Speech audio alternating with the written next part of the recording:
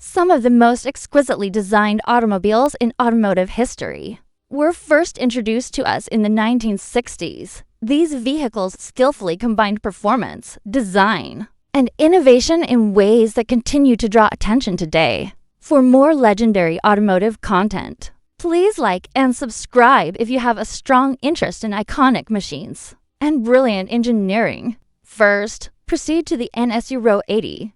Go back to the 1960s, when a daring German carmaker redefined what a car could be. Introduced in 1967 a vehicle whose groundbreaking engineering astounded the world. This sedan's groundbreaking twin-rotor Wankel engine was compact, light, and eerily smooth. The Ro 80's remarkable 113 horsepower, despite only having a 995cc displacement, allowed it to reach a top speed of 112 miles per hour, matching the performance of the sports sedans of its era. Future cars' aerodynamic shapes were influenced by its wind, tunnel-sculpted wedge-shaped design, which achieved a 30% lower drag coefficient than its rivals. The Ro 80 handled with pinpoint accuracy thanks to its independent suspension at all four corners, front-wheel drive, and Monaco chassis. You had a rolling demonstration of innovation when you added four-wheel disc brakes and a semi-automatic gearbox with a vacuum-operated clutch. The cabin itself was innovative in its design, roomy, and ergonomic. Why, then, do so few people recall the Ro 80? Regrettably, the reputation of the car suffered due to seal degradation in those early Wankel engines, and NSU's legacy was buried when it went bankrupt in 1969. But in spite of this, the Ro 80 won the 1968 Car of the Year award, which is evidence of its genius. Picture yourself behind the wheel of a vehicle that was decades ahead of its time, the rotary engine humming as you cruise. The second Chrysler 300F in 1960. America was building rocket ships for the road while simultaneously rushing towards the stars. The Chrysler 300F was one of the most audacious and overbuilt monsters ever to set foot on the road. This was an announcement, not just a car. It was a thunderbolt that rolled and weighed 4,000 to 100 pounds. Its powertrain broke all the rules. A huge 413 cubic inch wedge V8 engine was located beneath the hood. The engineering, however, was the secret. Chrysler's cross-ram induction system positioned the carburetors widely apart, with each one feeding the opposing cylinder bank through long intake runners. The outcome, an astounding 500 pounds-ft of torque at mid-range RPMs. It was precise engineering disguised as brute strength, not just raw muscle.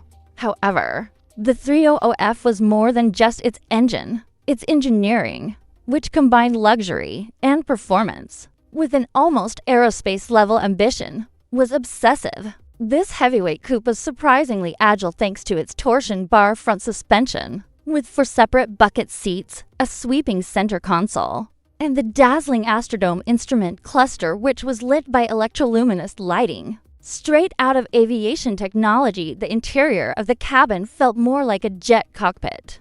The 300F was in its element on the highway, going from 0 to 60 in less than 8 seconds, which was unprecedented for a car of this size in 1960. A modified version broke records on the Daytona sands, reaching speeds of up to 145 miles per hour. Chrysler redefined American power by developing a ground-based missile in addition to a car. Lancia Fulvia. Number 3. Sadly, America never really embraced the 1963-born Lancia Fulvia, a hidden gem of Italian engineering.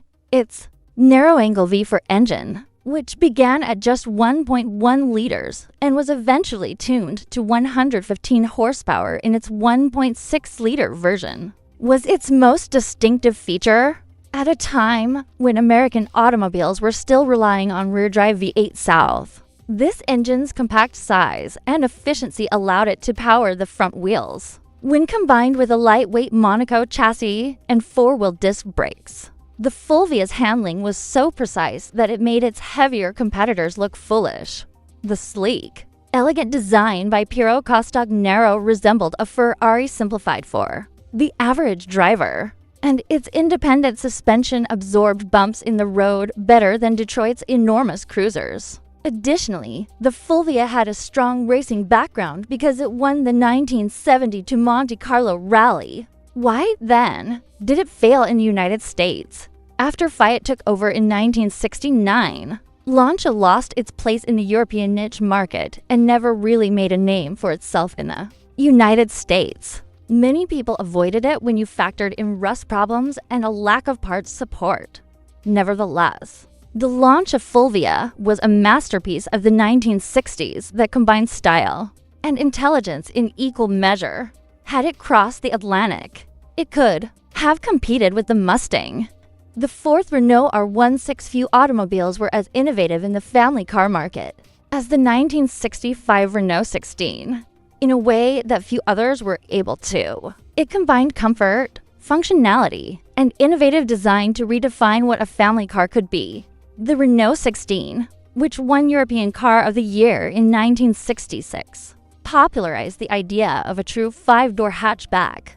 Its design offered unparalleled versatility for both passengers and cargo thanks to its large tailboard and fold-flat rear seats. The suspension system independent up front and torsion bar at the back provided a surprisingly comfortable ride, and the front-wheel drive arrangement freed up interior space. A range of dynamic four-cylinder engines, including 1.5L and later 1.6L models, were available under the hood of the R16. These engines were mated to either a 3-speed automatic or a 4-speed manual transmission. It was just as sophisticated inside. Long drives were comfortable thanks to reclining seats, lots of legroom, and a cleverly designed dash. Luxuries like air conditioning and power windows, which were uncommon in family sedans of the time, were even included in higher trim levels. Lotus Elan is number 5. Muscle and excess ruled the 1960s, but one British vehicle, the Lotus Elan, took a totally different approach. This little roadster, which debuted in 1962, whispered rather than yelled. However, each whisper was intentional. Driving purity is the aim pursued by every ounce shaved, every curve crafted, and every nut and bolt selected. Colin Chapman, the founder of Lotus, lived by the maxim, simplify, then add lightness. That idea was realized in the Elan. It didn't require physical strength because it weighed only 1,500 pounds. Its 1.6L twin-cam inline-four engine produced roughly 105 horsepower, which is modest but more than sufficient for a car this light. However, the Elan's agility, not its speed, was what set it apart. The Elan handled with surgical accuracy because of its excellent backbone chassis and completely independent suspension. It wasn't a monster from the drag strip. In the hands of a competent driver, it was a scalpel that cut through corners with a style that few cars could match back then or today. You were never intended to be overwhelmed by the Lotus Elan. It was designed to bring you closer to the experience, the machine, and the road. As a result, it continues to rank among the most intelligent and well-designed vehicles of its era. Thank you for viewing. Remember to like, subscribe, and let us know which 1960s vehicle is your favorite. See you in the upcoming video.